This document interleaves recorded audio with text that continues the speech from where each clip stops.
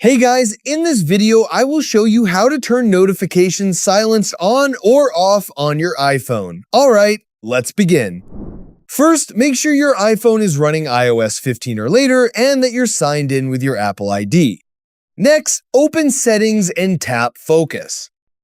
Select Do Not Disturb or any other focus mode you want to use. Then tap Focus Status and make sure Share Focus Status is turned on.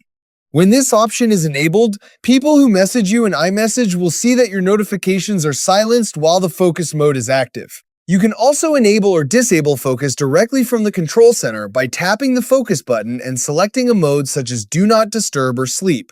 Turning the focus mode off will stop showing the notification silence status to your contacts. If you want to receive notifications from specific people or apps, open the selected focus mode and add Allowed Contacts or Apps. So that's basically how you can turn notifications silenced on or off on your iPhone. That's it for this video. Thanks!